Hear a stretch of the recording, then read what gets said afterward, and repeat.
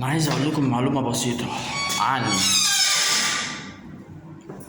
وده بقاله سنين طويلة أوي أوي أوي أوي أوي أوي أوي.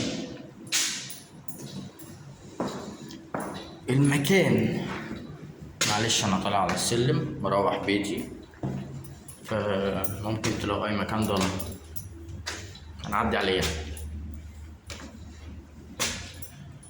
أنا حبيت بنات كتير واتخزوقت من نصهم عشان كانوا اللي كانت عارفاني عشان انا ابن المستشار، واللي كانت عارفاني طبعا المستشار ده غني، فابن المستشار غني يعني عشان فلوسي، و ده ابوه عنده مكتب. ده لا ده بص كل واحدة بقى عارفاني عشان هدفها، وانا وقتها كنت صغير مش فاهم الكلام ده، فكنت بتخدع.